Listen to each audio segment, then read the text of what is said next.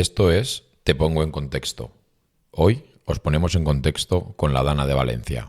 Hemos querido hacer en este programa especial un pequeño homenaje a todas las víctimas, familiares, voluntarios y en definitiva a la sociedad valenciana que fue la que sufrió esta desgracia y a la española que fue la que ayudó y se solidarizó con el dolor que vivimos en este rincón de la península. Para ello no hemos querido estar solos y por suerte hemos contado con la colaboración de 6 personas que estuvieron involucradas o afectadas directamente en la Dana. A lo largo del capítulo de hoy iréis conociendo a estas personas e iréis viendo cuáles son sus historias, pero ya os decimos que cada una de ellas vale muchísimo la pena, por la capacidad de superación, por la bondad y por la experiencia que supone cada una. Por desgracia, todos sabemos lo que pasó en la Dana del pasado 29 de octubre, pero después de un año creemos que es conveniente recordar la cronología de aquel día.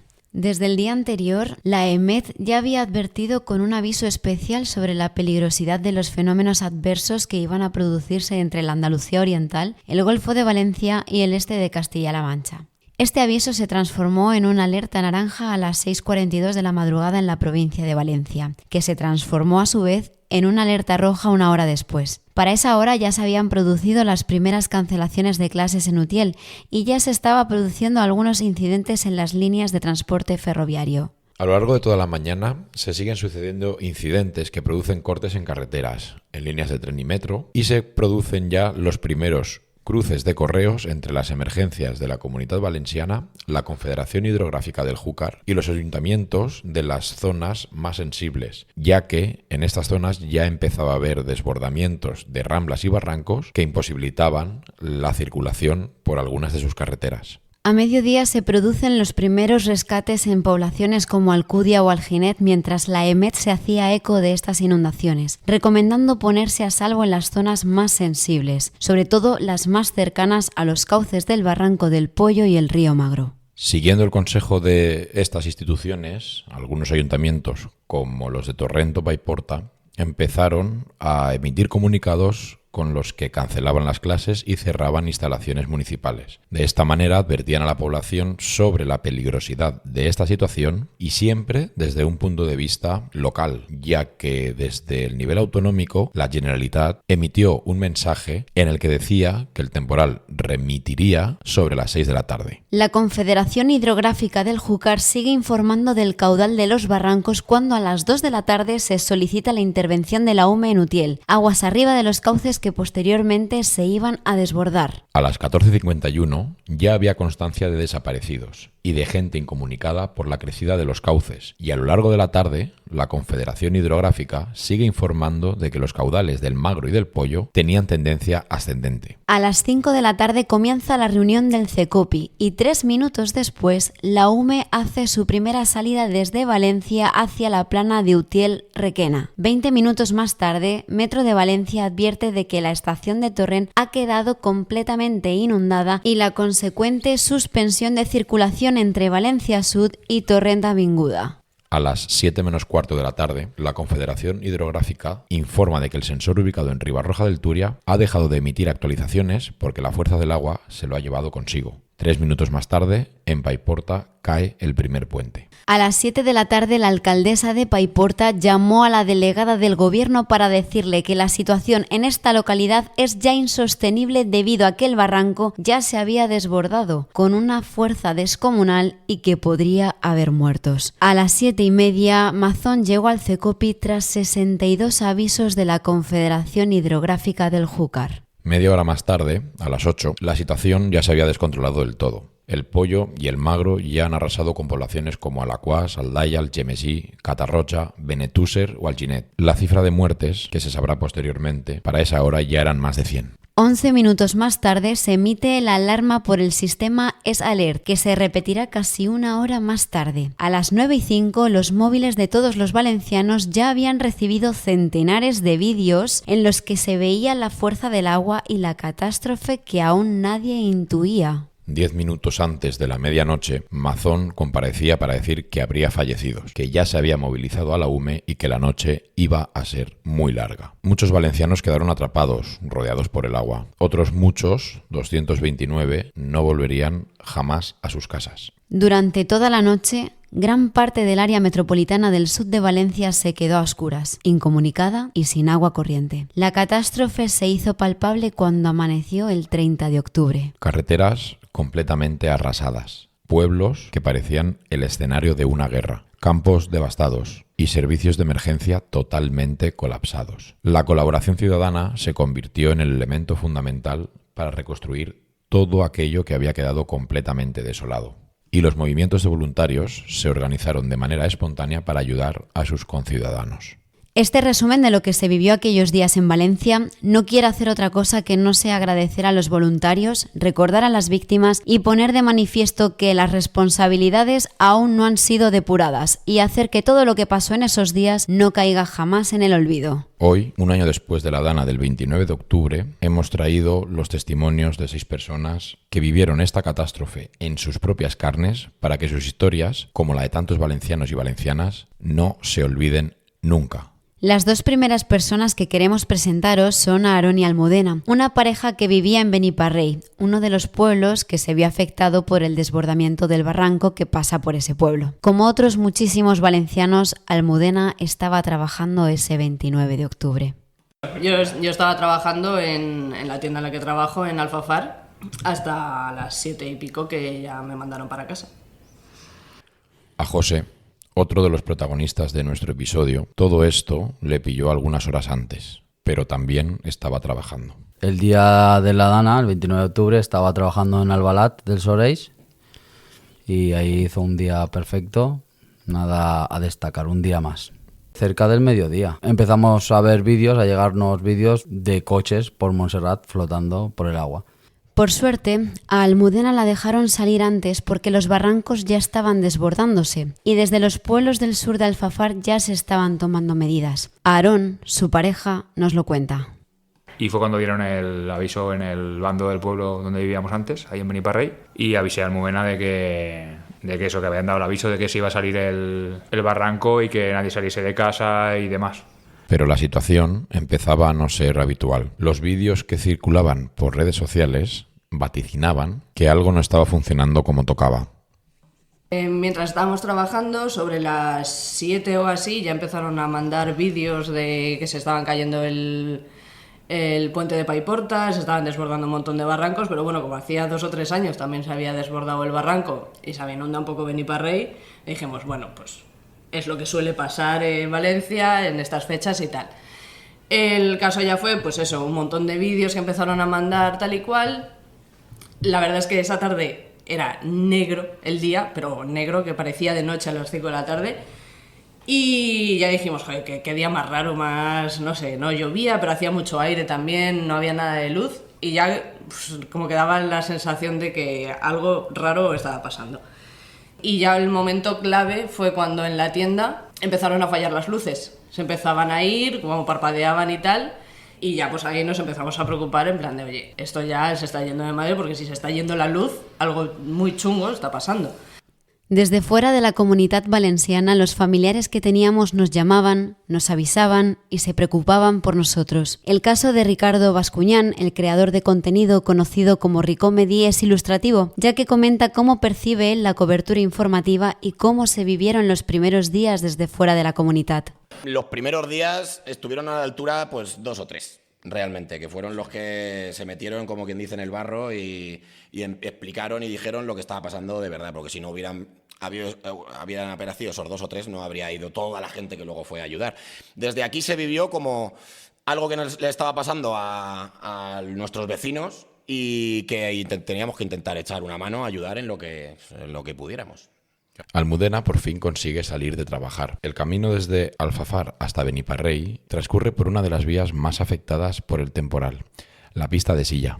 En cuanto yo salí, ni llovía ni nada, fue justo salir a la vía de servicio para ya coger la pista de Silla. Estaba colapsada, pero no sé, 200.000 coches, todos parados. Empezaba a subir un poquito el agua ya por la carretera. O sea, autobuses, motos, de todo, todos parados, toda la carretera colapsada, la vía de servicio también, y no se podía avanzar. En esta situación de colapso, Almu intentó buscar refugio en una gasolinera. Y intentaban pasar la gente, un poco de locura ya, porque no se podía avanzar, no había salida. Y yo vi que había una gasolinera justo al lado, que estaba un poquito más alto, como 1 metro o así más alto, y dije, bueno, pues meto ahí el coche, lo dejo ahí, que pase el agua, que tampoco será demasiada, y ya cuando pase el agua, pues me vuelvo para casa.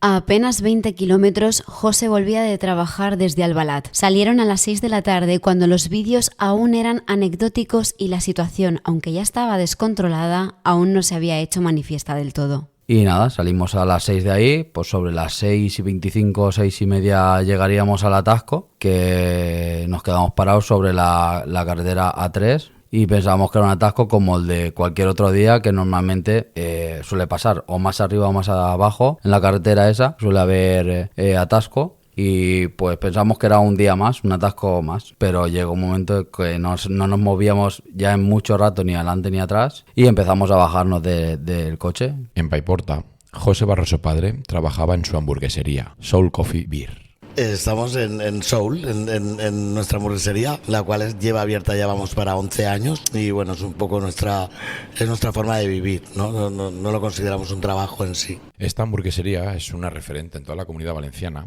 y también podemos decir que es una referente en España, ya que ha sido parte activa de la Champions Burger durante varios años. Estamos aquí elaborando con 2 chicos más, haciendo bacon y queso para la Champions de Leganés, elaborando para 6.000 burgers.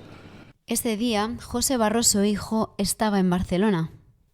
Yo estaba en Barcelona porque era el cumpleaños de mi madre y lo primero que veo es un TikTok del puente de Picaña derrumbándose.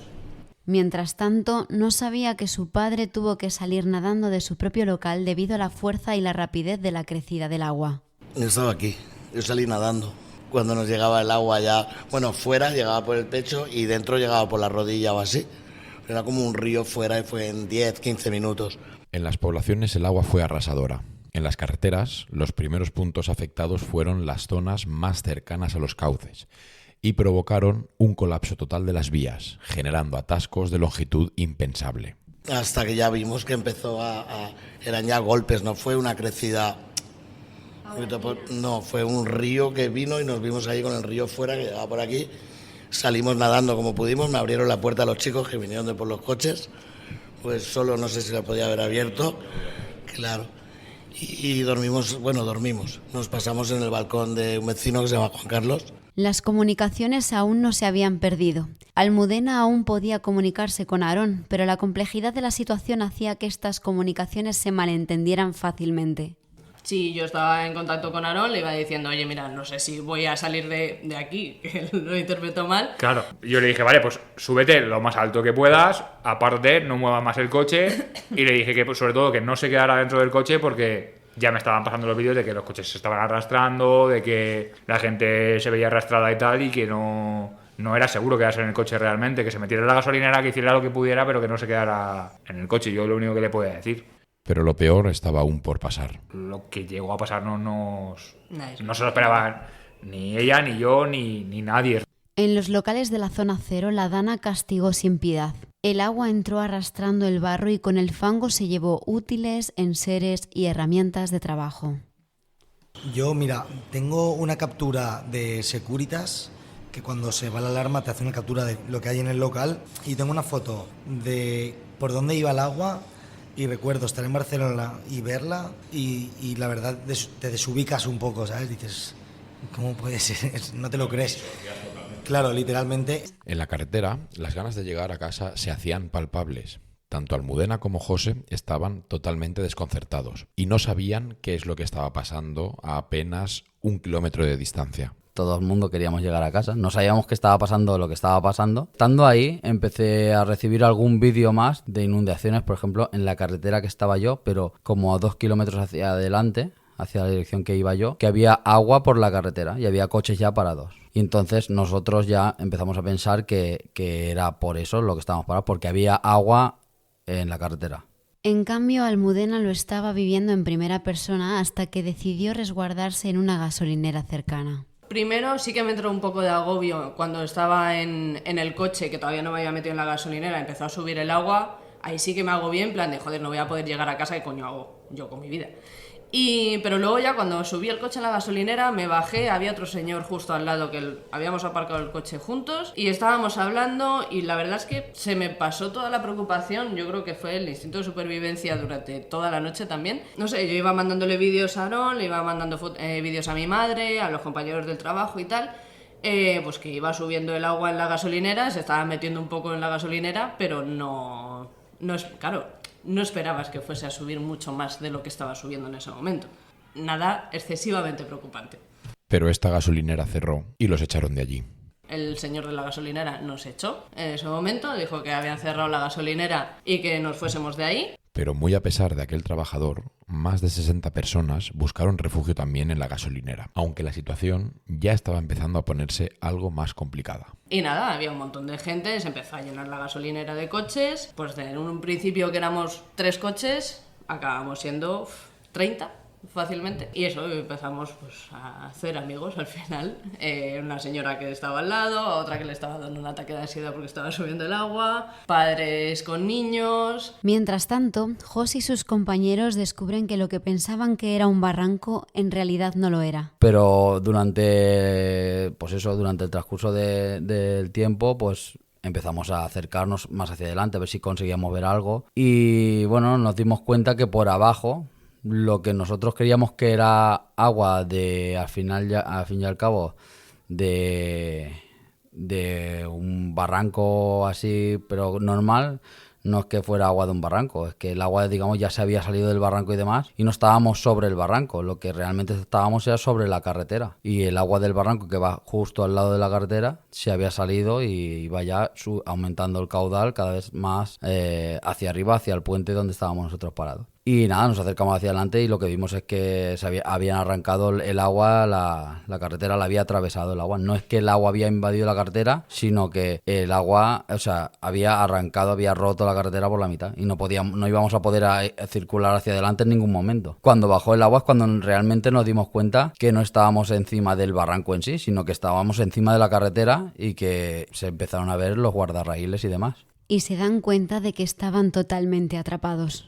No podemos ir hacia adelante y hacia atrás tampoco. Y durante el transcurso de la noche lo que hicimos, pues como estamos encima de un puente, es un puente que está dividido en varias fases, digamos. Hay zona de pilar, hay zona de terreno fijo y luego vuelve a ser otro puente. Pues lo que hicimos es intentar, íbamos en una furgoneta 7 personas y lo que hicimos es intentar, por miedo a que se pudiese ir ese puente también al verlo del otro puente, es dejarlo en una de las partes donde abajo hay suelo, no donde hay pilares ni tal. Entonces sí, tierra firme, vaya. Todo el mundo, tiró hacia detrás y hacia adelante para dejar el puente, digamos, libre. A las 9 de la noche empiezan a fallar los sistemas de luz y de comunicaciones y se mantendrán así, dependiendo de la población, hasta pasados unos días. Y a partir de ahí, pues, no luz, no cobertura. Esto hizo que empezaran a correr muchos bulos y desinformación. El acceso a los lugares más afectados era prácticamente imposible y solamente algunos medios y comunicadores, mediante conexiones directas con algunos afectados, estuvieron emitiendo hasta altas horas de la madrugada. Creo que hicieron un especial, el Iker Jiménez, creo que hizo un especial en YouTube, en plan explicando lo que estaba pasando, que estaba la gente subida, y yo como veo bastante a Iker Jiménez, pues en YouTube me saltó lo primero, en el directo. Y claro, como yo soy muy nocturno, pues me metí a ver qué estaba pasando, porque no me había enterado de nada. Yo, como voy a lo mío con los vídeos, con tal, al final no me entero de nada. Y estaba en mi casa y empecé a ver un poco la historia que se estaba liando de que si había gente encima de lo del centro comercial que si había gente perdida, que si había gente tal. Y ya empecé a acojonarme un poco, ¿sabes? Mientras, gran parte de los afectados de la zona cero pasaban la noche a la intemperie. Y así pasamos la noche asomándonos hasta que por la mañana pudimos bajar. No llegaba el agua a la cintura. Todavía por la mañana. Almudena, por suerte, seguía manteniendo la comunicación con Aarón. Y solo estaba pendiente de ella. Y ella solo me decía que estaba bien, que no me preocupara, que estaba bien, que estaba en alto, que tal. Pero claro, pues claro, era cada vez más y más preocupante. Cada audio, cada vídeo que recibía era más agua y más agua y más agua y más agua. Pero de pronto, la luz empezó a fallar y con ella las comunicaciones. Un nudo en el estómago, otro en el pecho y mirar por la ventana y el perro asomarse a la ventana como diciendo ¿qué haces? Y mirar a la ventana todo el rato para ver si bajaba un mínimo el nivel del agua. José, por su parte, nos relata cómo fue aquella noche y cómo lo vivió su familia. Pues esa noche llevábamos lo puesto, la ropa de trabajar. El que más llevaba ya era un polar porque era tiempo como ahora, que igual te sale un día que hace mucho calor, que igual te sale un día que te diluvia. Y pues eso, llevamos un polar, alguno iba en manga corta directamente y vivieres y tal, pues nada, no llevábamos nada. Gracias a que tenía pues eso, un cable para poder cargar el móvil, pues hasta que se perdieron las comunicaciones y demás, pudimos tener algo de batería, porque claro, ahí llegaban, piensa que es nuestro final de día, ya los móviles llegan de todo el día funcionando y tal, agotados. Estuvimos mucho rato esperando mientras pensábamos que íbamos a poder salir hacia adelante. Entonces, pues eso, uno se entretiene con los vídeos. Bueno, también iban llegando información de gente, tal. Mi familia, pues la vivió mal, porque claro, al final no saben. Llegó un momento que no había comunicación entre nosotros. Sabían que estábamos en la zona que estaba. Yo les intenté tranquilizar lo que pude. Les dije que estaba bien, aunque realmente no estabas tranquilo del todo, pero bueno. Tú dices que estás bien, que está todo correcto, estás en tierra firme y ya está. Porque tampoco lo último que quieres es alarmar y nada. Almudena, después de intentar refugiarse sobre una jaula de gas que había en la gasolinera, decide subirse sobre el capó del coche. Y decido subirme al coche porque el coche todavía no se estaba moviendo. Entonces me subo al capó del coche, me quedo ahí sentada. Pero es que el agua, o sea, iba subiendo, por minuto subía 3 centímetros fácilmente. Entonces eso, luego me subo al techo del coche y claro, la gente empieza a colapsar en plan de, se están empezando a mover los coches, están empezando a flotar ya dentro de la gasolinera. ¿Qué hacemos? No nos podemos quedar encima de los techos. Estando la situación en este punto, tuvieron que buscar soluciones que salvaran la vida literalmente a todos los que estaban en aquella gasolinera. Y resulta que, por suerte, un chico llevaba una escalera en la furgoneta del trabajo. Y eso, apareció el chico con la escalera, la puso, empezamos a subir todos, pero claro, ya en ese momento los coches se iban superponiendo unos con otros. O sea, en mi coche tenía a 3 enganchados debajo del coche. Entonces era ir saltando de tejado en tejado. Yo, mi única preocupación en ese momento era no mojarme. Es verdad, porque hacía fresco, hacía mucho aire también. Cuando ya cogen la escalera, la ponen para subir al tejado, pues eso, ir moviéndote de techo de coche en techo de coche. Y ya dije, bueno, pues no hay más solución, hay que bajarse al suelo y subir a la escalera. El agua ya llegaba por el pecho, entonces era subirte al tejado de la gasolinera y esperar, con aire, con frío, mojada hasta arriba y coger lo mínimo. Yo lo único que llevaba era la cartera, el móvil y ya. En este momento las situaciones para José y Almudena va a ser prácticamente de desconexión total con el exterior. A pesar de tener batería, la cobertura fallaba desde las 9 de la noche. Los servicios de emergencia estaban completamente saturados y las vías totalmente colapsadas. No me quedaba casi nada de batería. Por suerte una chica que estaba al lado tenía batería a tope y iba apagando el móvil de vez en cuando y le decía, oye, mira, déjame hablar a mi pareja por lo menos para ir cada 2 horas o así diciéndole, oye, que estoy bien, tal, no pasa nada. Y nada, hasta las 4:30 o así de la madrugada que empezó a pasar por ahí Guardia Civil por el otro carril y verlos a ellos, nosotros estábamos ahí sin saber nada, básicamente. En este momento, la radio empieza a jugar un papel fundamental, ya que se quedó como único medio de comunicación accesible para la gran mayoría de personas. Sirvió, en muchos casos, de esperanza, pero también de desesperación. Supe de ella también una vez porque mi padre estaba escuchando una radio a pilas y llamó a la radio porque estaban hablando con un camionero que estaba atrapado en la pista de silla y estaba dentro de la cabina del camión, que luego resultó que era un camionero que con un compañero suyo estuvieron rescatando gente metiéndolos en el camión para que no estuvieran en los coches. Y el hombre volvió a llamar a la radio después, el camionero, y dijo, decirle a ese hombre que no se preocupe, que estoy viendo el techo de la gasolinera y hay un montón de gente ahí y seguro que su nuera está ahí y está bien. Y me llamó mi padre llorando y me dijo eso, que le había dicho eso el camionero y que estaba más tranquilo porque tal, y que no me preocupara, que no me preocupara porque estaba bien. Y joder, reconfortaba saber de alguien más que te decía que ahí había gente, que no sabía si era ella o no, porque claro, no la conoce y tampoco se veía mucho. No sabía nada, pero estaban todas oscuras. Reconfortaba que te dijeran que había vida, un poco, ¿no? Escuchando la radio, lo que se escuchaba, que eran todo, pues daba ganas de apagarla muchas veces, porque te estaba poniendo, claro, ahí es lo que nos aportaba un poquito de información era la radio, porque los móviles llegó un momento que no había cobertura a ratos, se iba, volvía, y te llegaba algún vídeo si lo podías descargar. Y la radio sí que nos daba información de lo que estaba pasando, pues casi todo lo que estábamos escuchando era más por la zona de Alfafar y todo eso, pero sí, se escuchaba gente por ahí muy apurada. La información que le llegaba a José era desalentadora y no sabemos si en un momento de lucidez o quizá de desesperación se le ocurre algo que posteriormente confesaría con un nudo en la garganta. Yo lo único que se me ocurrió fue coger el DNI y la cartera básicamente, ponérmela en el Polar, cerrar la cremallera del Polar, porque como veías que esto no iba ni hacia adelante ni hacia atrás y lo único que veías era a cada rato subir el agua más cerca del puente, del culo del puente, digamos, pues ahí es donde nos empezamos a asustar un poquito. Durante la noche, la única iluminación de la que disponían era el reflejo de los relámpagos. No se veía nada por luces, lo único que cuando había algún rayo veías era que te rodeaba agua por los dos lados de la carretera. No veías nada más que agua. Y por abajo el ruido del agua como que estabas encima de un barranco, que al final es lo que era. Lo que les rodeaba en ese momento era su única realidad. No sabían qué había más allá ni el alcance real que había tenido. En ese momento creo que, no sé si hablaré por todos los que estábamos ahí arriba, pensábamos que como que estábamos solos en el mundo, ¿sabes? Era como la sensación de, vale, nosotros estamos aquí atrapados, pero no sabemos qué ha pasado en el resto de sitios. En ese momento, al final, solo importas tú y lo que te estás rodeando. No estás pensando en se ha arrasado un pueblo, porque tampoco te cabe, no eres capaz de asimilar eso. Fue mucho el tiempo que estuvieron atrapados. Pues 12 horas. Desde las 7 de la tarde, bueno, 7:30, hasta las 7:30 de la mañana, que vino la Guardia Civil. Sí, Guardia Civil yo creo que sobre las 4 o algo así llegó. Empezamos a ver, había un coche que no era ni de Guardia Civil, era un coche como de secreta que decimos. Sí. Con las sirenas, pues supongo que mirando la situación y demás, tardaría como media hora o algo así en llegar los chicos de mantenimiento de carretera, y lo que les costó cortar el guardarraíl y desatacarnos, que puede ser que a lo mejor saliésemos de ahí a las 5:30 o algo así. O sea, desde, digamos, las 7 de la tarde, 7:30. Sí, ahí llegaríamos sobre las 6:30, estaríamos ahí, 6:20, 6:30, no más tarde. Ahí nos quedamos parados.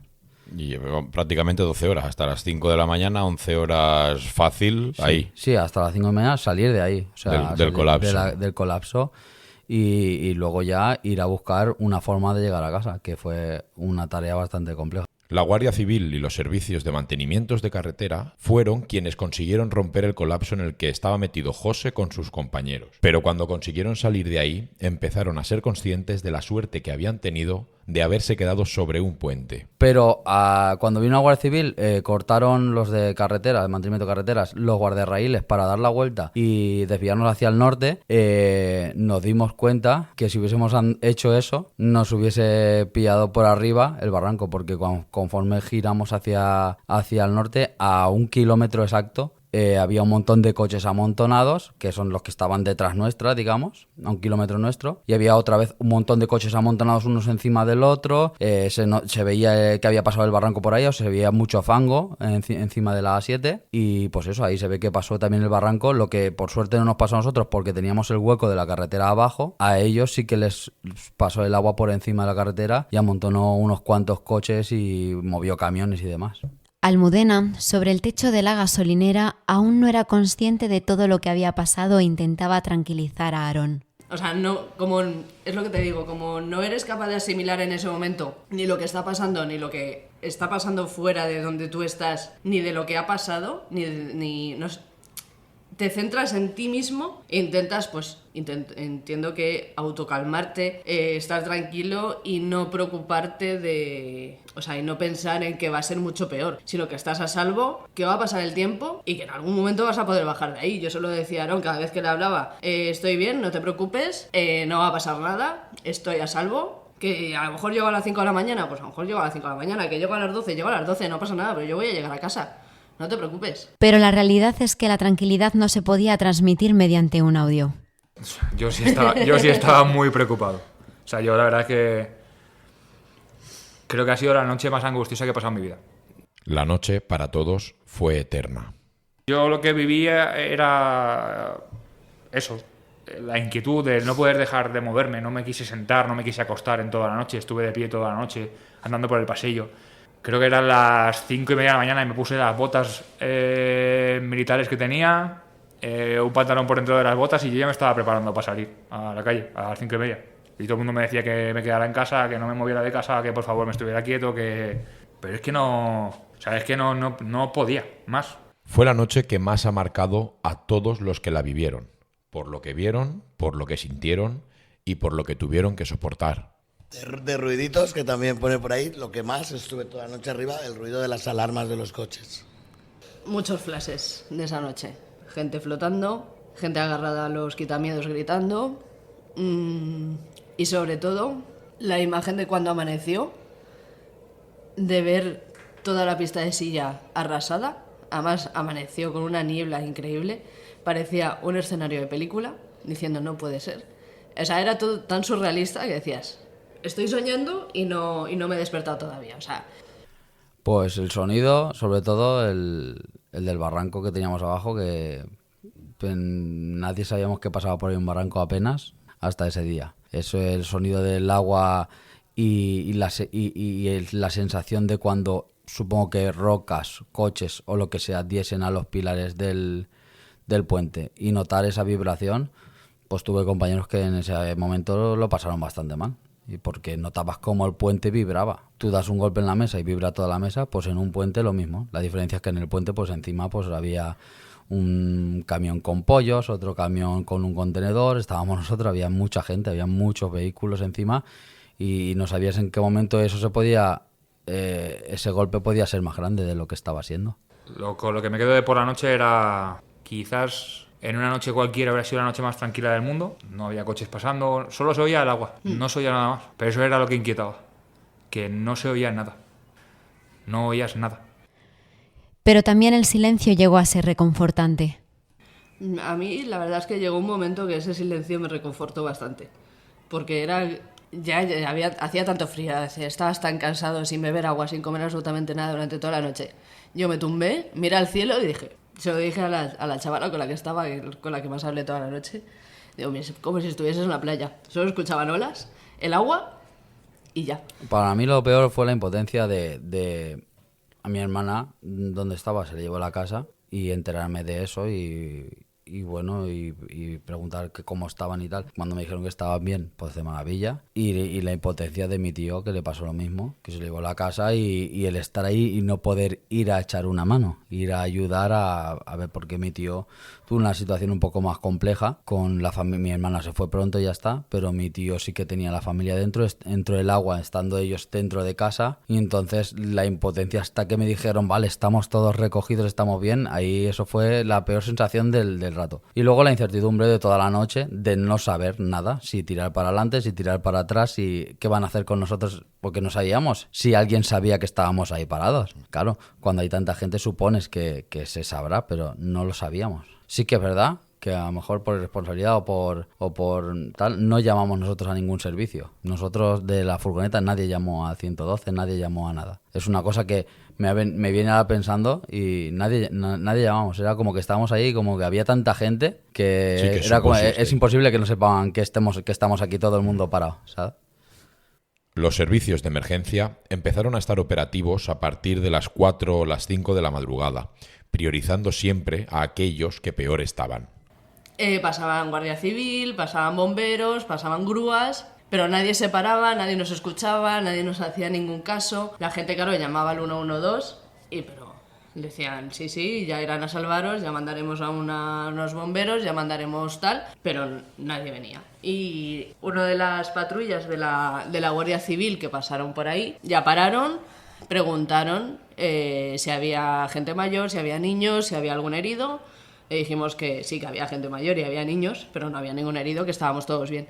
Dijeron, vale, pues esperaos y ya vendremos a buscaros. Y con la misma escalera que subimos, a las 7 y pico de la mañana, claro, nosotros no podíamos poner la escalera porque había tanto fango y agua que se escurría la escalera. Y entonces era un peligro, sobre todo bajar a gente mayor, que algunos sí que bajó un poco antes, pero hasta las 7 y pico de la mañana, que no consiguió llegar la Guardia Civil a la puerta y sujetar la escalera, no pudimos bajar. De ahí llevaron a todos los de la gasolinera al IKEA, donde repartieron comida, bebida y ropa seca. Aarón, en cuanto se enteró, salió de casa.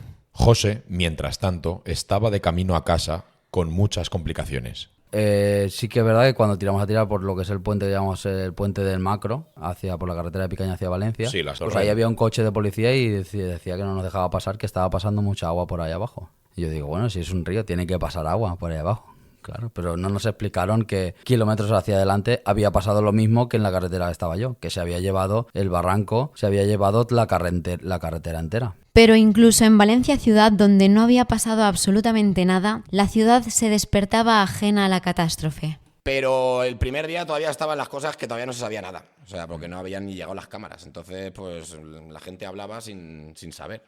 Ahí, bueno, es decir que ahí cuando llegamos ahí al puente de Macro, como no teníamos salida, pues intentamos buscar víveres en una gasolinera como Valencia. Era totalmente normal, Valencia era normal, las mismas sitios abiertos y todo, o sea, abiertos. Era muy temprano, no sé si eran las 6:30 o así de la mañana cuando llegamos ahí. Pero bueno, la gasolinera que está enfrente de la ITV de Vara de Quart, todo eso seguía con su actuación normal. Tampoco nos dijeron nada del otro mundo. Tal, bueno, hicimos el comentario de lo que, ¿no? Hemos estado parados ahí toda la noche y tal. Y nada, sí, tal, pero nada fuera de nada que nos preparara para lo que realmente había pasado. Que claro, que yo pensaba inundaciones, pensaba cosas, pero en ningún momento pensaba la catástrofe de personas, de los pueblos que había arrasado completamente ni nada parecido. Sí, la gente de la gasolinera tan normal. No era lo que luego al día siguiente vimos. Tras salir de la gasolinera, encuentran una ruta alternativa por Chirivella, donde empiezan a ver la magnitud de la catástrofe. Intentamos tirar por Aldaya, entramos a Aldaya, en la primera rotonda tuvimos que dar la vuelta y salirnos porque había tanta acumulación de coches por ahí encima de las rotondas. Nosotros estábamos flipando porque decíamos, ostras, la gente ha aparcado los coches encima de la rotonda, pero es que luego nos dimos cuenta que no estaban aparcados, los había arrastrado y estaban acumulados, que si encima de las rotondas y bueno, encima y debajo por todos los sitios, y con todo el mundo, todos los coches con los intermitentes encendidos, o sea que no... Que luego había coches que sí que estaban apartados encima de ceras, encima de tal, pero había otros que se notaba que estaban arrastrados hasta allí. Y cuando llegamos a Chirivella fue la primera impresión que nos dio de entrar por esa parte de Chirivella, creo que es exactamente, y ves una gasolinera que hay a mano derecha y vimos que había pues como 1,5 metros o algo así, o sea, los surtidores tapados de agua. Y porque era una zona un poquito más baja de lo que era la carretera tenía agua, pero esa zona estaba inundada completamente y decir, ostras. Aarón, a las 8:30 de la mañana, consiguió salir de casa para llegar caminando hasta IKEA, en Alfafar. Atravesó toda la zona cero. Salí de Beniparrey, que ya en Beniparrey iba flipando con lo que me estaba encontrando por el polígono y tal, pero cuando ya terminé de flipar fue cuando ya llegué al Val. Fue pisar al Val y... no sé. Ahí sí que se me han quedado muchas cosas. Me puse los auriculares porque no quería escuchar sirenas ni que nadie me dijera que no podía pasar. Yo no quería escuchar a nadie. Yo quería tirar para adelante, llegar a IKEA lo antes posible y volver a mi casa con ella. Y iba andando, pero ibas mirando y no podías evitarlo. Vi de todo. Vi gente pidiendo ayuda en un tercer piso porque tenía literalmente un coche en su balcón. Vi barcos en mitad de la calle de Albal. Calles enteras por las que no podía pasar y me tenía que desviar porque era todo un muro de coches. Gente buscando gente entre los escombros. Mientras esa gente buscaba gente en los escombros, otros buscaban en los escombros para robarle a esas mismas personas. Gente saqueando el Lidl. Mientras otros buscaban a sus familiares y no sabían qué había sido de sus familiares, otros se dedicaban a robar. Y todo eso a primera hora de la mañana. Vi muy poca policía, vi muy poca ayuda.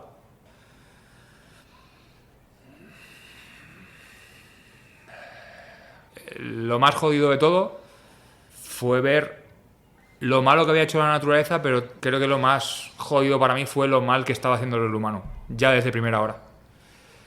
Y se me revolvió todo. Y me preocupé aún más. La situación tardaría mucho en mejorar. Casi una semana después de la dana, Ricardo, voluntario venido desde Mota del Cuervo, vivió así su entrada a la Comunitat Valenciana. Y según íbamos entrando por los primeros pueblos, que ahora mismo no me sé un poco el orden, aunque me lo sabía de memoria hace un año, pero que me lo tuve que aprender para que nos dejaran ir pasando por los controles que había, ¿no? Pero según ibas pasando por los primeros pueblos, te ibas acercando, ibas viendo coches en mitad de una viña, ibas viendo un tractor, un remolque por ahí dado la vuelta. Y ya íbamos diciendo, madre mía, si está esto así, imagínate cuando lleguemos. Y efectivamente, cuando llegamos pues nos encontramos pues una locura, una guerra. O sea, parecía que había pasado por ahí pues eso, una guerra. En Paiporta, en Soul Coffee Beer, también se vivió como un apocalipsis. José Barroso, padre e hijo, nos lo contaron así. Y fue un poco como vivir la primera pantalla de un videojuego de estos de guerra, que está el mundo destruido. Sí, eso que a feo. veces ves por las noticias.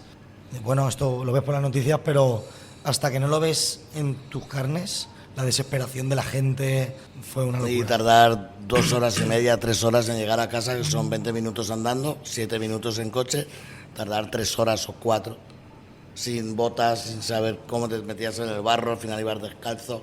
Llegabas a un sitio y dices, hostia, por aquí no se puede pasar. Por los sitios normales, la vía estaba levantada, sitios que decías, nos arriesgamos, que igual poníamos una madera y cruzábamos. Pero también te estabas arriesgando yendo y viniendo cada día. Después de la tragedia, de estar manchados, de pasar frío, no había suministros. El agua y la luz se habían ido. Sí, y luego como pues no teníamos luz y agua y se iba, entonces eso también un poco como que te acostumbras a lavarte con agua fría, ¿no? Una de las cosas que más nos sorprendió fue que tardaron muchos días en poder acceder a su local. Hasta el 5.º día no pudimos entrar aquí, ¿eh? Hasta el 5.º día no entramos, porque estaban los coches. Estaba inaccesible, era una locura. Nuestro camión... El camión tapaba la puerta del local. Como dije antes, teníamos el camión, estábamos preparándolo de Leganés, y el camión que hizo incrustarse aquí, y paró tanto coches de allí como coches de aquí. Entonces era todo ahí, no podía...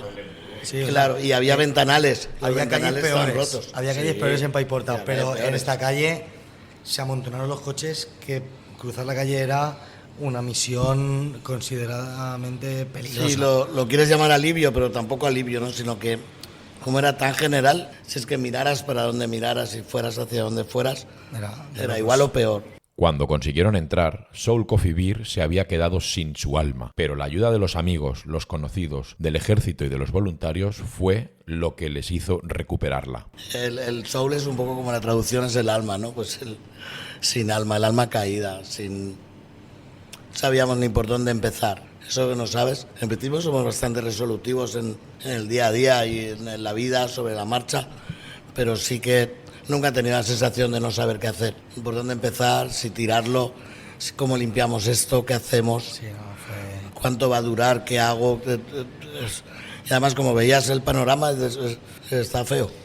Yo, o sea, si no hubiese sido por la gente, y tengo que decirlo concretamente a nosotros, el ejército nos ayudó un huevo, porque sin ellos no podríamos haber sacado la maquinaria pesada, unos 400 kilos, las neveras, tal. Pero hubo un día aquí que recuerdo que vinieron mis suegros, el responsable de la Comunidad Valenciana de Uber Eats, un cliente de Alicante con otro chico que tiene un restaurante, Joe Burger, gente de La Muralla, que también vinieron los hijos de Rosa y de Juanmi de La Muralla. Mi clapa con la peña. Y hubo un momento que si no hubiese sido por la peña, hubiésemos... O sea, gente, igual había aún 40, estamos 50 aquí. personas aquí Así como te lo ayudándonos. digo. Luego el ejército, necesitamos palas. Chicos de Eche, aposta. Teníamos palas ahí, le dejamos las palas y luego no fue a cambio, pero vinieron los chavales, ¿necesitáis algo? Hombre, pues si nos ayudáis a mover aquí el tema, nos ayudaron un montón a vaciar y toda nuestra gente a limpiar. Y claro, limpiabas, salía más. Limpiabas, salía más. Venías por la mañana y había otra vez más barro. La esencia de 11 años de trabajo y de la construcción de un local durante todo ese tiempo se perdió con la Dana. Del local solamente se salvó una cosa. Lo único que quedó de pie, cierto, es que era una... O sea, estaban los congeladores de dentro fuera, lo de fuera dentro, y se quedó en la máquina de cobro automático una cerveza que hicimos benéfica contra el cáncer, que la portada era mi tía que falleció. Solo quedó eso de pie, no había nada más de pie. Estaba... ¿La conserváis? Sí, esa la tenemos por ahí, que al final también te desprendes de todo el esfuerzo y el sacrificio, que bueno, luego lo puedes trabajar, pero había tanto sentimental dentro del local. No se movió ahí, que fueron días de eso, de de fallo ya de confianza, de decir, ya no sé para dónde tirar, ¿sabes? Desalojando todo, se quedó totalmente vacío. Lo único que quedó fue la columna, tal cual. A nivel particular, José nos cuenta también las pérdidas materiales de personas muy cercanas a él, la casa de su hermana y la casa de su tío. Pues mi hermana no la reconstruyó. Mi hermana, de hecho, hace poco creo que la han derribado por la zona que estaba. Y mi tío, pues cuando ese día salí el 29 de octubre. Salí por la mañana a trabajar a las 6 de la mañana, a las 7 quedamos para ir a trabajar. Y pues cuando llegué al día siguiente a casa, a las 8, que vi a mi familia ya, pues ahí es donde ahí es donde fui consciente de realmente de lo que había pasado. Pues ahí llegué, desayuné, me duché y me fui a ver qué pasaba con mi tío, que sabía que había podido pasar la noche ya bien en casa de unos vecinos y que estaban todos bien, pero compramos mi mujer y mi madre y demás ropa porque claro, como en principio lo habían perdido todo, pues algo de ropa para esos días, aunque fuera para los chiquillos, había que echarles una mano con eso. Y me fui a entregársela a mi tío y a ver qué podíamos hacer. Bueno, después de tardar bastante porque las comunicaciones eran imposibles en esos momentos, o sea, había zonas que tenías cobertura, había zonas que no, pero por lo general no tenías cobertura. No, con mi suegra no podía hablar, a mi suegra tuve que ir a buscarla a su casa y chillar desde la calle porque el telefonillo no iba. Y a mi tío igual, mi tío llegué yo a su barrio, mi tío había salido ya con un vecino pues a buscar pues seres, palas, botas para poder meterse en el ajo. Y nada, cuando ya los vi por fin y tal, pues estuvimos hablando cómo lo iban a tomar, cómo iban a hacerlo, qué tal. Y pues muy valiente por su parte, pues desde ese mismo momento se pusieron con su casa a sacar todo y a intentar recuperarla en la medida posible. Les ofrecí mi casa, estuvimos una semana viviendo juntos, conviviendo, dentro de cómo se puede convivir con 3 chiquillos más o menos de la misma edad, y bien. Pero lo peor, en la urbanización del Pantano, donde está la casa del tío de José, fueron las pérdidas humanas. Y una vecina de como a 200 metros o algo así de su casa, pues estaba en su casa la mujer y la encontraron por la zona de Torrent, por donde está la Ferto, el concesionario de coches, el parque de bomberos. Por ahí acabó apareciendo la señora. Ahí arrasó bastante, sí. A día de hoy, el tío de José ha conseguido recuperar la funcionalidad de su casa a base de trabajo duro. Aaron y Almudena se reencontraron en el IKEA y había que volver a casa con el miedo de la desinformación. Resultó que en ese momento saltó un bulo de que se había roto la presa en no sé dónde y que volvía a bajar agua hacia el pueblo y que se iba a volver a desbordar los barrancos. La gente entró en pánico y empezó a correr. Cuando se aseguraron de que la situación no iba a ser peligrosa, decidieron salir del IKEA para dirigirse a su casa por la pista de Silla, por donde sí que se podía andar porque no estaba abierta a la circulación. Había un mogollón de coches. Coches por todas partes, camiones, barcos, comida, cajas, contenedores, ramas, barro por doquier. Volvimos a la gasolinera donde habían estado a intentar recuperar los papeles de los coches por si el seguro los pedía o lo que fuera, pues tal. Y nada, cargamos con las pocas cosas que tuvieran por allí y a caminar hasta casa. Vimos al helicóptero de rescate llevarse un par de personas de la pista de Silla, personas que evidentemente no vivían ya. Y esas son las cosas más jodidas que vivimos nosotros realmente en la vuelta.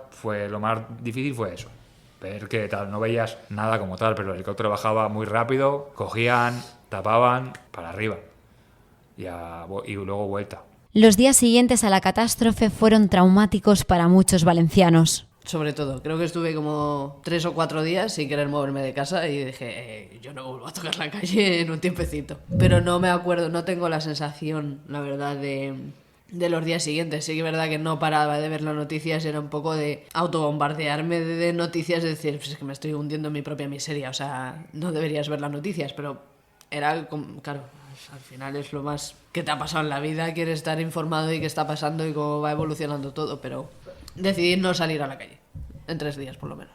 Este golpe que sufrimos muchos valencianos empezó a curarse con la venida de los voluntarios, que se organizó al día siguiente mismo de la catástrofe. Ante la impotencia de lo que acababa de pasar, la solidaridad de las personas fue lo que poco a poco hizo que saliéramos todos del barro. No está mal, ¿eh? O sea, llegó mucho antes la ayuda de la gente.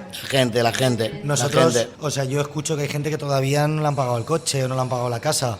Es decir, y respecto a eso no tenemos ninguna queja. Pero lo más importante fue la gente. O sea, yo alucinaba. Al final yo veía a la gente y lloraba. Clientes de lejos, veía de venir. Gente venir que decía yo, pero ¿qué haces aquí, tío? El nene Dani de Sabadell. Peña de Sabadell. O sea, gente random de cogió venir. un Airbnb a la semana. Mierda toda y la llegaban antes que nosotros por la mañana.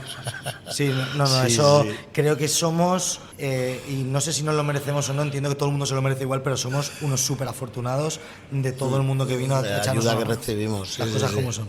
Yo ya hubo un momento que ya no pude más y salimos a quitar barro porque ya no podíamos más. Eso que la gente, luego veías la gente por la calle, cómo ayudaba a otra gente, o sea, los voluntarios, llamémoslos voluntarios si lo queremos llamar voluntarios, la gente que iba a ayudar. Daba igual que viniesen de Valencia, que fuera el vecino del séptimo, ya a él no le había afectado tanto la dana, pero estaba abajo también limpiando barro, y eso lo vimos mucho. Y luego la gente de comercios y de todo, que ha ayudado también a la gente del pueblo. Lo que está pasando aquí es como venir, no he estado nunca en la guerra, pero supongo que será algo bastante aproximado. Que no es nada parecido a lo que se veía en las noticias, en los vídeos, a vivirlo, a verlo, a sentirlo y a tenerlo entre tus manos. No tiene nada que ver, nada que ver. Parecía que se reproducía el barro, Quitaba y decías, bueno, que parecía que no se iba a acabar nunca. Era pues como... O sea, es que fue, no sé, no hay palabras para la gente que no ha estado por las cámaras. Es lo típico que se dice, ¿no? Al final, hasta que no estás ahí y lo hueles y lo tocas y te manchas y ves la necesidad de la gente, no te das cuenta de la magnitud de la historia, ¿no? La llegada de voluntarios desde todos los puntos de la geografía española, europea e incluso mundial hizo que el trabajo, a pesar de costoso, repetitivo y especialmente duro a nivel emocional, saliese adelante. Este es el caso de Ricardo, quien, dado a su altavoz social y a la colaboración del Ayuntamiento de Mota del Cuervo, organizó de manera improvisada un convoy de ayuda para enviar a Valencia. Pues realmente fue un poco improvisado y organizado al mismo tiempo, porque yo hice un vídeo, o sea, hubo un día que me levanté y dije, tengo que hacer algo. Yo me dedico a hacer humor y salirme del humor a veces pues te lo critican, sea en el sentido que sea, aunque hables de tu vida, ¿no? Pero bueno, yo entendí que dado el altavoz que tengo, que gracias a Dios son muchas personas, pues que debía de hacer algo con eso. Y el primer vídeo que hice fue diciendo que iba a dejar durante un tiempo hasta que esto se pasara el humor, que lo entendieran, y que el plan era ir el lunes, este vídeo creo que lo grabé el sábado, ir el lunes a Valencia a llevar cosas, porque tampoco sabíamos, a llevar cosas y a ayudar en lo que pudiéramos, quitar barro, lo que nos dijeran. Y hablé con el ayuntamiento nos dio carta libre nos cedió una nave, el ayuntamiento de aquí de Mota del Cuervo, nos cedió una nave para que la gente, los vecinos de Mota, después de mi vídeo y después de publicaciones que hicieron ellos, llevaran cosas allí para que nosotros con la furgo lleváramos cosas para allá. O sea que fue algo improvisado y organizado. No solo fue el ayuntamiento de Mota del Cuervo, desde toda España se mandaron toneladas de ayuda humanitaria a Valencia. Toda era poca y el granito de arena que pudiera aportar cada uno era más que bienvenido. Ricardo relata su experiencia actuando como un nexo entre el que tenía y el que necesitaba. Pues yo desde aquí no puedo hacer mucho, ¿sabes? Pero yo qué sé, si me entero de algo cuando vaya para allá o lo que sea, pues ya te daré información. Ahí hasta cuando más atento he estado de los mensajes que me mandan fue durante ese mes. O sea, luego sí que es verdad que a lo mejor puedo estar 2 o 3 meses sin leer mensajes porque no me da la vida, pero en ese mes sí que estuve centrado en los mensajes que me mandaban porque mucho era gente que necesitaba cosas y gente que quería ayudar. Entonces estuve como un poco de enlace. Desde el punto de vista económico, las pequeñas y medianas empresas fueron las más damnificadas. En muchos casos, estos comercios lo perdieron absolutamente todo y la reconstrucción, por ese motivo, fue mucho más costosa. Muchos de estos comercios no han vuelto a abrir, pero en el caso de Soul Coffee Beer... Desde el primer momento han tenido ganas locas porque volviéramos a abrir. Siempre ha sido porque tuvimos un impasse de decir, vamos o buscar otro local o irnos, porque dices, joder, si tenemos ventanales, de hecho lo hemos vuelto a hacer igual. Hay quien ha hecho obra a mitad para, pues lo volvemos a hacer igual porque ya que estamos, pero tienes esa reticencia un poco de decir, nos vamos, nos quedamos, además como estamos tan, eso que has preguntado antes de que cómo nos sentíamos, ni lo sabemos todavía, ni creo que lo sepan nunca, es una sensación que es tan interior que no lo puedes explicar, ¿no? Entonces dices, igual ni vuelvo a abrir. Soul Coffee Beer está a menos de 200 metros del barranco de Paiporta. El impacto en este local fue brutal. y la verdad no me atreví a venir aquí. Yo después de la foto dije... Él salió, se asomó así un poco y dijo, me vuelvo porque había como 10 coches en la puerta y era el momento, saqueo total, la gente robando todo lo que podía. Se llevaron cosas aquí. Yo cuando llegué había 4 personas aquí dentro mangando no sé qué exactamente. Se llevaron hasta los cartelitos de los premios. Lo perdieron todo, incluso la confianza en sí mismos.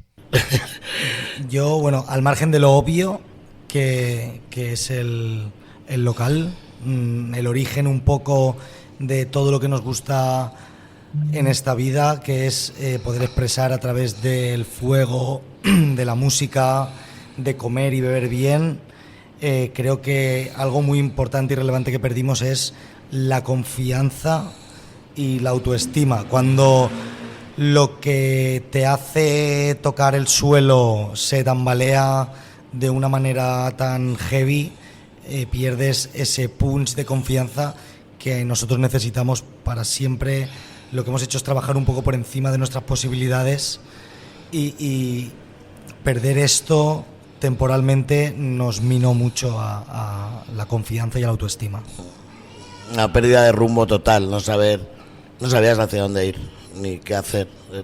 Nunca hemos sido, además por eso nunca hemos sido de rendirnos ante nada, ante cualquier... Mira, la pandemia ni tan mal, subimos reaccionar, tal...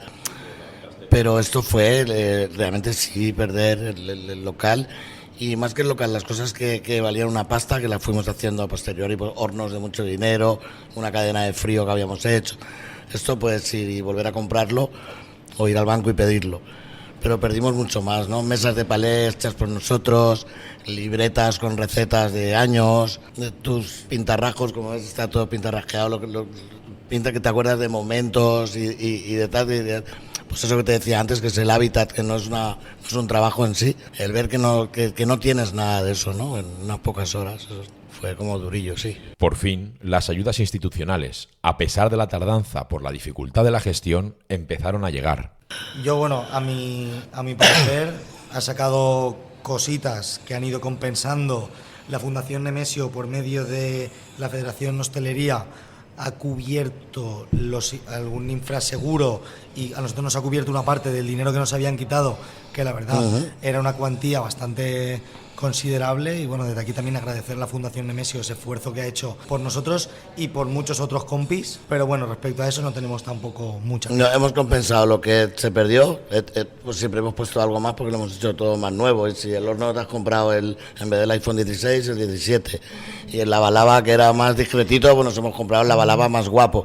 Pero bueno, eso es algo que también, pues ya que teníamos que hacerlo nuevo, pues lo hemos hecho, ¿no? O sea, que de las ayudas del gobierno, de la Generalitat o de lo que sea, digamos que no habéis recibido todo lo que... No, sí.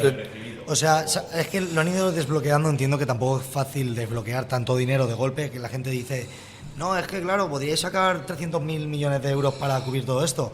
Pues bueno, sacaron lo de los 20.000 de la Generalitat, luego 15 del Estado, o al revés, no me acuerdo cómo era. Todo eso lo hemos ido recibiendo. Luego el consorcio, y luego han sacado ahora una historia del IBACE que te cubre tema personal, alquileres, que no tuvimos carencia y tal.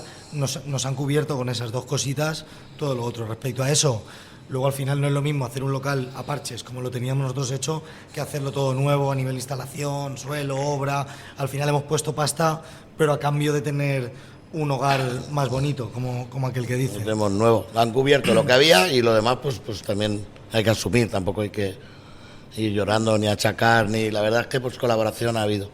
Pero las ganas de los vecinos, la fuerza de la gente y las ayudas económicas...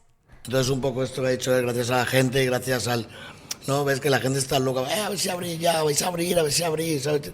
Ese era un poco el boom, Sí. boom, boom. Yo creo que si algún día montamos 100 locales, el más especial seguiría siendo este, pero porque con nada hemos conseguido casi todo, y al final ha sido gracias a la gente. Los peores momentos han sido los que más ha respondido la gente.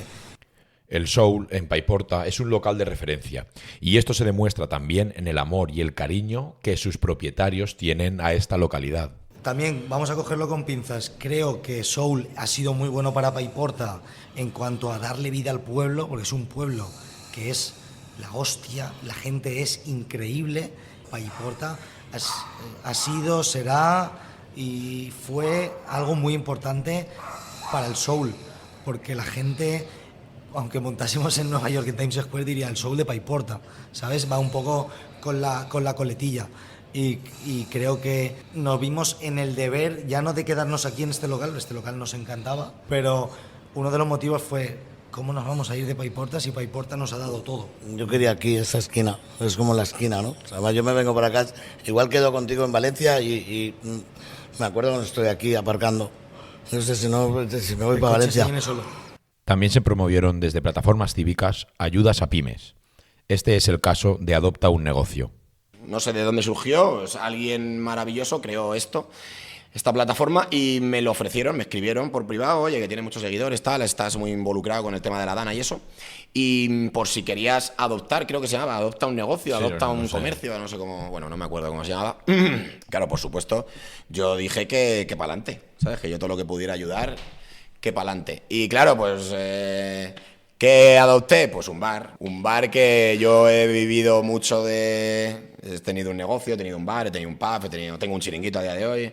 Entonces pude empatizar un poco más con el dueño de un bar, que sé también lo que sufren los hosteleros, y quise adoptar un bar. Y pues muy majo el hombre. Fui 2 veces, uno a llevarle 1000 cosas que necesitaban, no él. Que ahí es donde yo digo que ahí es donde se veía a la gente de verdad de ayudar, porque él lo que hizo es, teniendo el bar hecho un cuadro, fue como la sede del barrio, de allí de Catarroja. Y estuvieron ahí un mes con todo ahí dentro y la gente iba y cogía cosas. Luego ya cuando ya se empezó a pasar el tema, sí que es verdad que empezó a arreglarlo, tuvo que reformarlo, estaba hecho un cuadro. Y luego ya volví a llevarle un horno y no sé si unas sillas, unas mesas... y algo más que necesitaba. Volví para las fallas y ya justo coincidió con que él inauguró en las fallas, ahí en Catarroja, y volví, ya estaba el bar más o menos en condiciones. Sí que es verdad que tenía las típicas mesas que te regalan los de la cerveza y eso, sí, que no eran mesas de madera y tal puestas, pero pues para pasar las fallas, un poco que al final son fechas donde puedes ganar algo, ¿no? Pues ya estaba abierto y fui, le llevé el horno, el hombre súper majo, que te invito a comer, que no he venido a que me invites a comer encima, o sea, que esto lo hago yo encantado, ¿sabes? El hombre súper majo y pues eso, muy, muy contento también de poder ayudar, aunque solo sea un negocio, que al final te encantaría ayudar a todo el mundo, ¿no? Pero claro, no puedes ayudar a todo el mundo, pero bueno, oye, yo pues mi granito de arena creo que lo hice lo mejor que pude. Las historias que nos contaron todos fueron impactantes. La necesidad de las personas hacía que incluso el elemento más común y diario como una barra de pan fuese un tesoro. O sea, sobre todo la necesidad de Nosotros llevamos barras de pan, o sea, barras de pan recién hechas, es que no me va a salir el nombre, perdóname, de la panadería, pero por el camino, en las Pedroñeras o Pedroñeras, es que los confundo, no sé en cuál de los pueblos, pero un saludo. Llevamos pan ese lunes, que a lo mejor llevaban sin comer pan pues 4 o 5 días, claro, allí que no había pan recién hecho ni de coña. Y llevamos como 100 o 200 barras. Bueno, yo flipé, nada más abrir las puertas de la furgoneta, la gente lo primero que pedía era el pan. Quizá en ese momento había llegado ayuda de todo tipo, pero tras el paso de la Dana, todas las panaderías de una misma población habían sido arrasadas. Otra historia, esta sí con un final más reconfortante, es la que le pasó a Ricardo con una chica desesperada y con 2 hijos en los brazos. Unos amigos míos de Alcalá venían también con 2 furgonetas y traían un carro gemelar, que yo no sabía ni lo que era un carro gemelar, ¿sabes? Y a ver si intentas conseguir meter un carro gemelar, me dijeron, y fueron el mismo día que yo, solo que desde Alcalá y yo desde aquí, desde Mota. Y yo, vale, pues como yo llegaba antes, digo, si veo algún colegio, algún sitio donde lo pueda dejar, porque claro, es un carro que vale una pasta, ¿sabes? No quería dejarlo en mitad de la calle, porque habían puestos que podías ir a dejar comida y tal, pero un carro gemelar. Entonces, yo llegué estuvimos en Catarroja, dejamos ahí en el puesto ese que había en la calle unas cuantas cosas. Pregunté si alguien necesitaba un carro gemelar. No, vale, nos fuimos a otro puesto. Fuimos pasando de pueblo en pueblo, no sé el orden de los pueblos, un poco, pero en Benetúser, después de llevar ya 3 o 4 puestos, ya estábamos aparcando, había un hotel ahí que hacía esquina y ya pues llevaba la ventanilla bajada y escucho según estábamos aparcando, a una muchacha de decir, con los 2 hijos así, cogidos, madre mía, es que perdí los carros, cogí a los niños, dejé los carros y me fui corriendo a casa a protegernos del agua y tal y cual. Y lo escuché y dije, no puede ser. O sea, no puede ser. Me bajé de la furgo y le dije, ¿en serio necesitas un carro gemelar? Y la muchacha se me quedó así como que me iba o sea, como que me estaba riendo de ella, ¿sabes? Y yo, perdóname, te he escuchado la conversación que estabas teniendo con esta mujer y, o sea, traigo un carro gemelar, ¿sabes? Pero lo llevas ahí, digo, no, vienen unos amigos de Alcalá que lo traen, te pongo en contacto con ellos, que te lo traigan y tal igual. Y bueno, la chavala, pues evidentemente, se me puso a llorar diciendo, no puede ser, o sea, una coincidencia.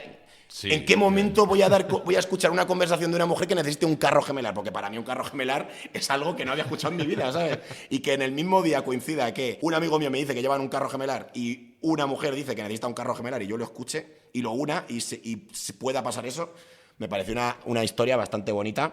Pero por desgracia, no todas las historias que nos contaron fueron tan positivas. Y la vimos disgustada en la puerta llorando a la pobre mujer y me acerqué y le dije, le di un abrazo a la señora y le dije, no se preocupe que esto lo sacamos entre todos. Bocazar de mí, que la señora me contestó y me dijo, sí, la casa la recuperamos, pero a mi hijo ¿quién me lo devuelve?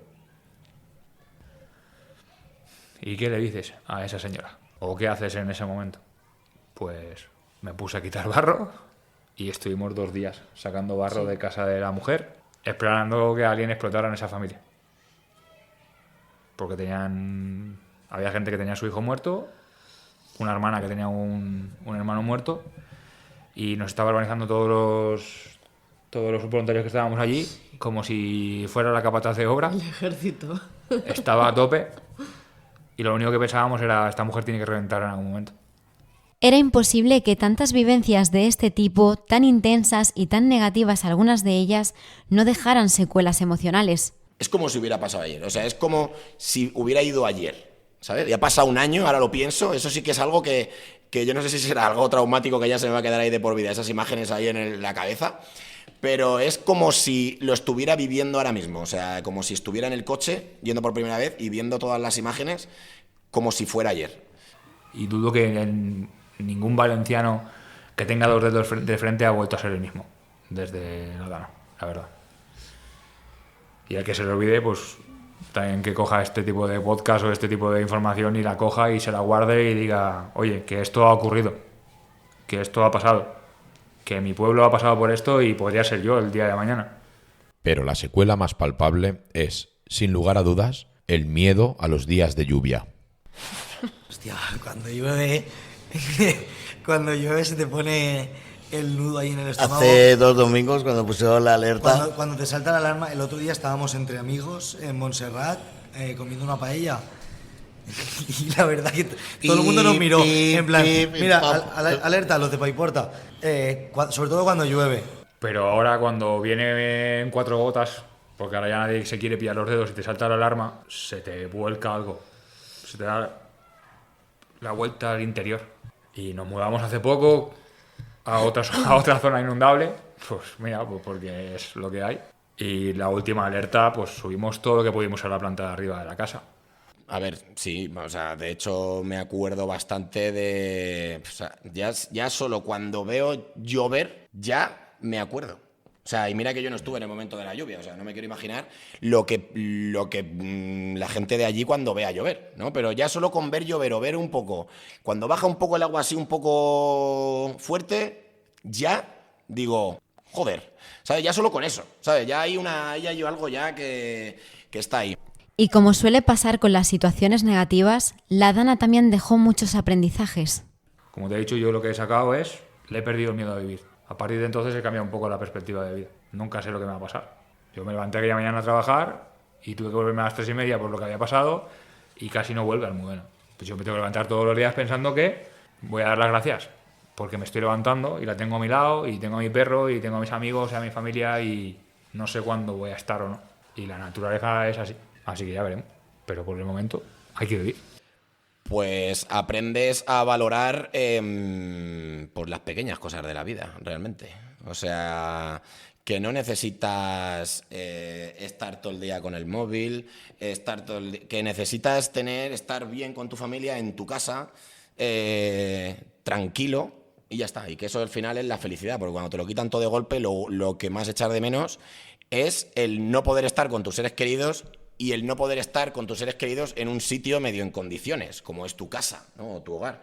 Hay que a lo mejor tomarse las cosas un poco más batalleras y no dejar por vencer. Es lo que más creo que me ha hecho aprender.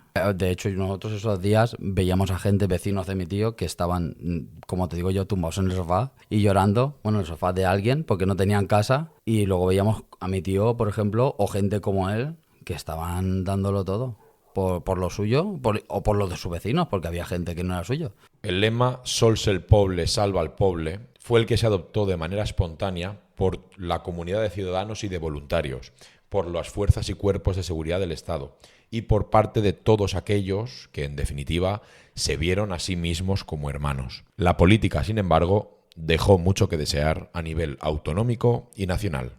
Porque quien tiene que hablar no habla. Y quien tendría que responder no responde. Y a mí esto me ha enseñado que a mí nadie de arriba me va a tender la mano por absolutamente nada. Solo me tienden la mano para quitarme los impuestos cada vez que cobre y ya está. Por lo tanto, vivir sin miedo, hacer lo que os apetezca hacer, porque no sé cuándo va a ser el último momento en que le dé un beso a alguien, que me tome una cerveza con esa persona o que me eche unas risas. Vivir sin miedo y vivir y pasarlo bien y recordar las cosas. Nada más. Acordaos. No os olvidéis y ya está. La única secuela es la de la visión de la vida desde otro punto, desde la vida política sobre todo de otro punto y ver que al final parece que nosotros no importamos y da igual quien sea, pero como que la gente al final no le importa a lo que es lo que es la vida política. Secuelas mías personales no, secuelas con la visión de lo que nos rodea, a lo mejor en el aspecto sobre todo pues eso, político y tal, sí. Antes a lo mejor tenía un pensamiento más de una forma y ahora ya lo tengo claro. Pues autoridades no podría mandarle un mensaje porque no sabría qué decirles, porque yo creo que ellos están haciendo un trabajo y ya está, y lo demás les da igual. La típica autoridad que es de tu pueblo, que sí que se preocupa por ti, al final le tiene que rendir cuentas a otra autoridad de arriba que no sabe casi ni quién es esa autoridad y menos quién eres tú. Pero sí que es verdad que a la gente sí que me gustaría que viesen que realmente no somos unos contra otros. O sea, no somos un partido político contra otro o el otro contra otro, me da igual los colores, sino son los políticos al final contra los ciudadanos, por desgracia. Cuando teníamos que ser un equipo, veo que tenemos que fiscalizarlos más a ellos en ese aspecto. Pues que si yo hago algo mal y encima hay vidas de por medio, que desde aquí mi pésame para toda esa gente,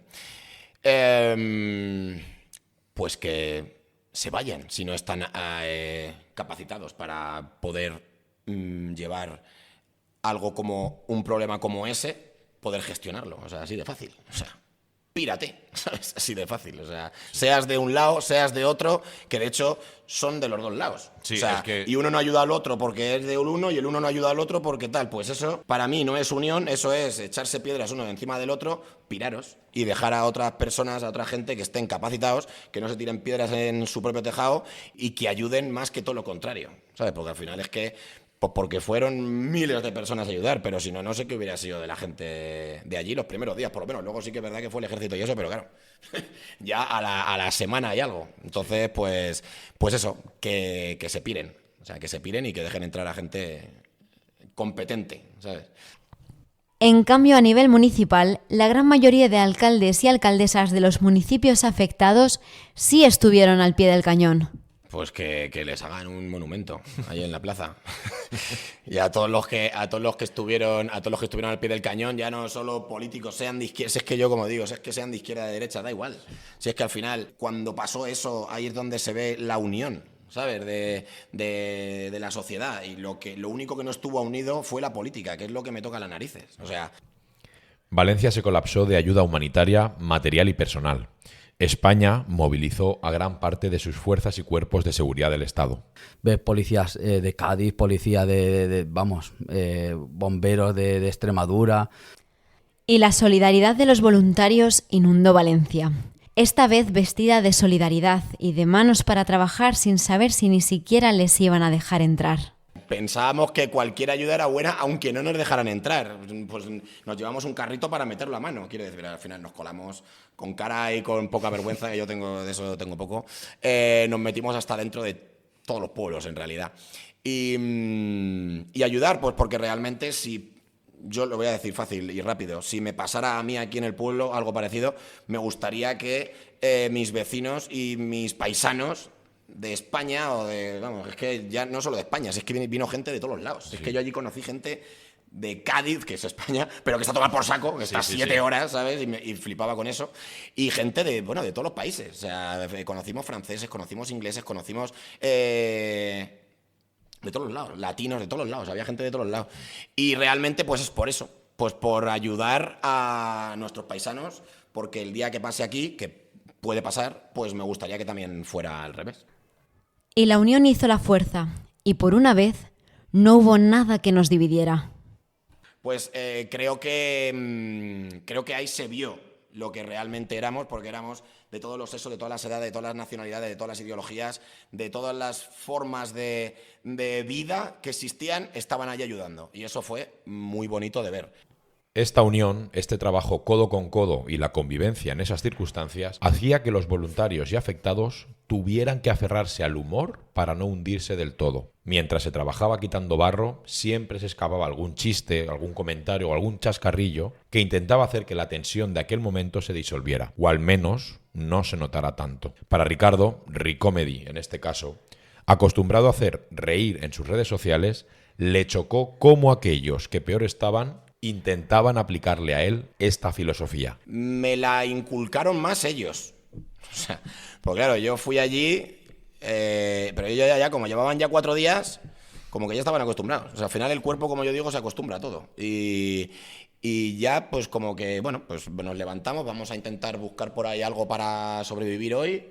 Y los que iban ellos, y los que iban contando chistes, a mí eran ellos, ¿sabes? Eso es lo que me llamó la atención. O sea, realmente yo fui como en plan, vale, o sea, aquí estamos haciendo esto, venimos a ayudar, venimos a tal, y me encontré con gente que no estaban jiji, jaja, juju, pero que te contaban, ya podías haber traído cerveza fría, por ejemplo, ¿sabes?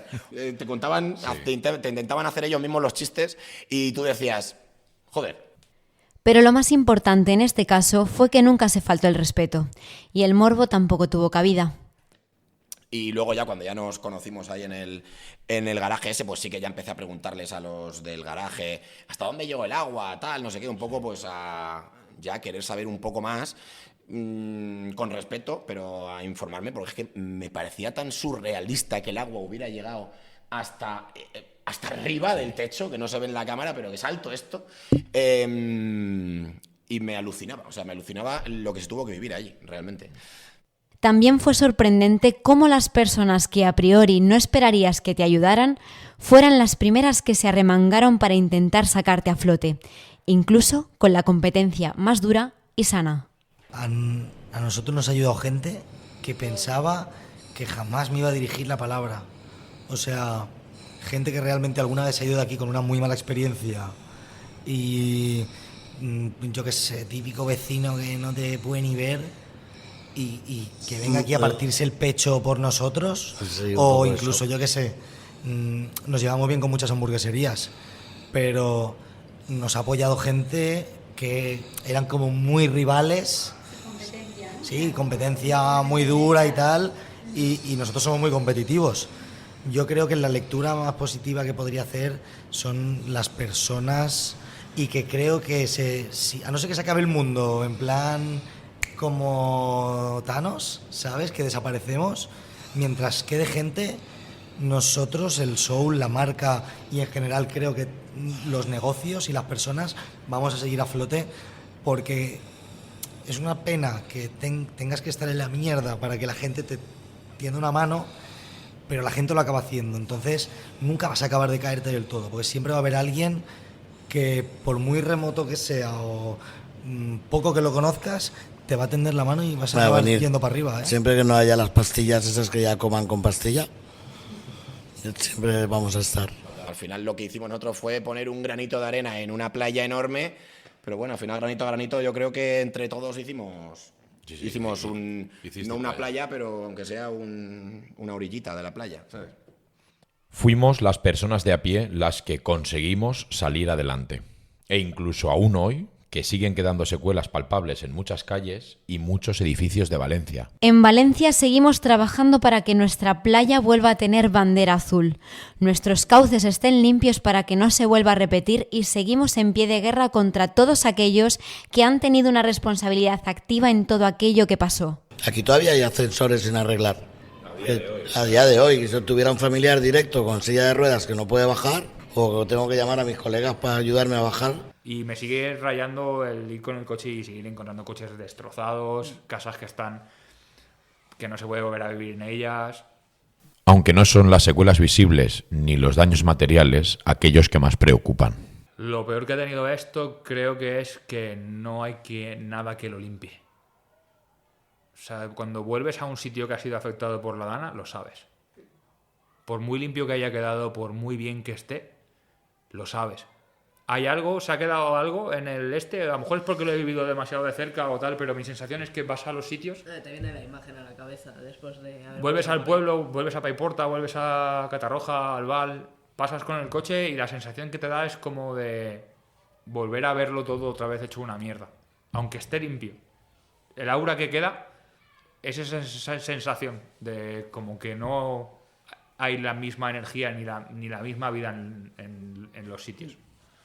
En general. Entonces, de lo que aprendí de todos esos días sacando barro, que estuve muchos días sacando barro, es que por más que te dejaras el lomo y te tiraras desde por la mañana hasta por la noche sacando barro, volvías a tu casa con la sensación de que no habías hecho nada. Hoy, un año después de que la dana arrasara la Comunitat Valenciana, hemos querido preguntar a nuestros invitados qué palabra emplearían para definir lo que supuso esta catástrofe. Algo que pueda definir eso, pues para mí fue miedo, aunque no sea una palabra chula. Pueblo. Pueblo. Ahí está. Si es una palabra, pueblo. Reset. Pues Sí. al final, nunca en la vida, desde que recuerdo con uso de razón, he tenido tanto tiempo para resetearme. Resiliencia. Silencio.